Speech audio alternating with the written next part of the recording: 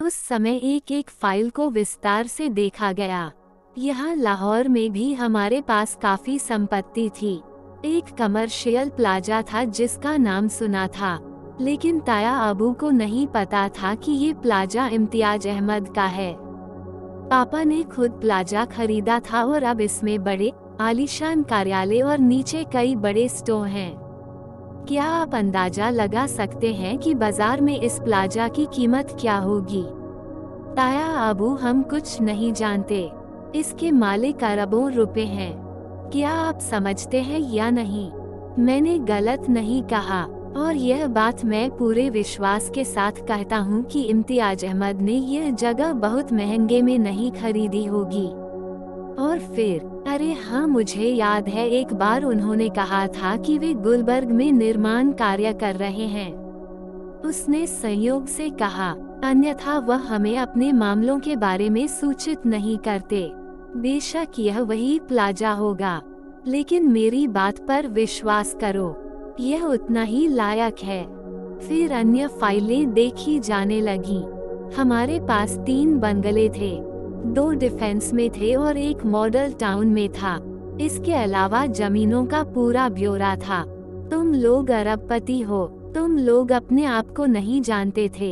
एक बड़ी गलती वे लोग करते हैं जो अपने बच्चों को अपने निजी मामलों से इतना दूर रखते हैं। जीवन और मृत्यु का क्या भरोसा।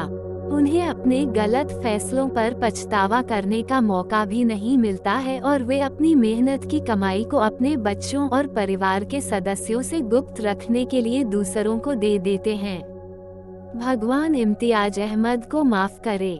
फिर जमीन की फाइलें नजर आने लगी। भीखी नामक स्थान पर बहुत सी भूमि थी।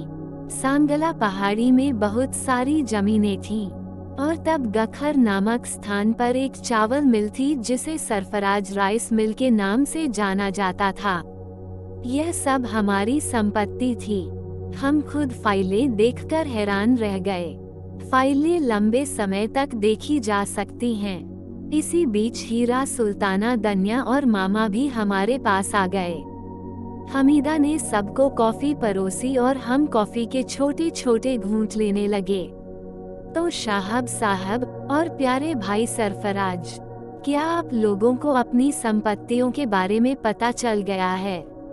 सुल्ताना ने कहा, लड़कियां, उन दोनों का सम्मान करें। ये अरबपति हैं। ताहिरा खानम नहीं जानती कि वो अपने बारे में क्या सोचती हैं। बेशक उसने अपनी जायदाद और दौलत को बड़ी चालाकी से उड़ाया है, लेकिन इम्तियाज अहमद ने जितना कमाया है उसके आगे वह कुछ भी नहीं है। अगर ये सारी बातें उसके सामने आ जाएं तो उसका दिल रुक सकता है। चलो, ताहिरा खानम का घमंड टूटेगा। सुल्ताना ने कहा, आप जानते हैं कि जिस बड़े प्लाजा के बारे में हम एक बार बात कर रहे थे वह इम्तियाज अहमद का है। क्या ऐसा है? दोनों लड़कियों के मुंह आश्चर्य से खुल गए और फिर वे चुप हो गईं। ताया अबू, मैं आपकी अनुमति मांगना चाहता हूँ। घर छोड़ने की बात कर रहे हो? ताया अबू ने कहा, नहीं ताया अबू, हम जो कुछ भी कहते हैं उसे गलत न समझें। हम तेरा यह घर तब तक न छोड़ेंगे जब तक तू स्वयं हमें न निकाल दे। क्या तुम वचन देते हो? ताया अबू ने कांपती आवाज में कहा। जो चाहो ले लो। मैं जानता हूँ कि मेरे भाई बहन और मेरी माँ कभी मेरा विरोध नहीं करेंगे। सरफराज भाई ने भावुक लहजे में कहा, मैं ईमान रखता हूँ और जिस चीज से तुम इजाजत मांगते हो वह मेरी इजाजत है। बिना पूछे मैं मुस्कुराया और कहा, हाँ शिहाब, बस यहाँ से जाने की बात मत करो। ताया अबू की आंखों में आंसू आ गए। हमने उन्हें काफी देर तक सांत्वना दी। सुल्ताना और हीरा आश्चर्यजनक रूप से शांत थे। मैंने कहा, तुम लोगों को क्या हुआ? हे जगनाम, दौलत अच्छे लोगों की जुबान बंद कर देती है। सुल्ताना और हीरा, आप हमारे परिवार हैं और हमारे लिए बहुत कीमती हैं। हम पर भरोसा रखें, हम आपको कभी अपने से अलग नहीं समझेंगे।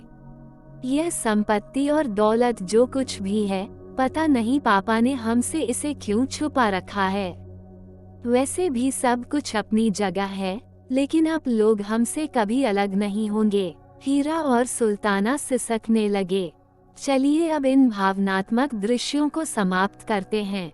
वो अनुमति बीच में ही छोड़ दी गई। ताया अबू ने कहा, ताया अबू, मैं एक कार खरीदने की सोच रहा हूँ। अब यहाँ हमारे लोगों की व्यस्तता बढ़ेगी।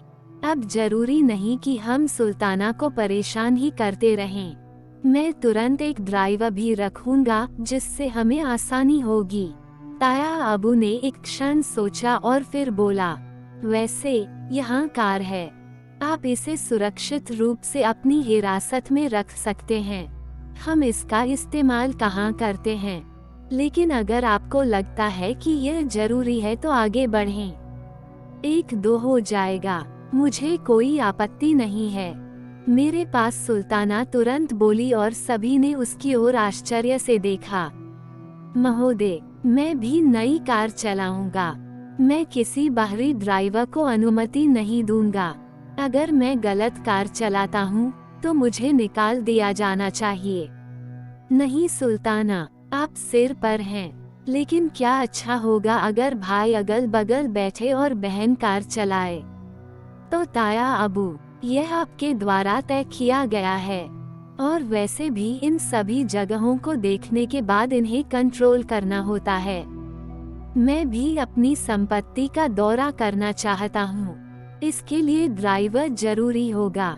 मैं जहीर हुसैन से भी बात करूँगा। हालांकि कार के संबंध में इन महिलाओं की राय लेनी चाहिए कि कौन सी कार लेनी चाहिए।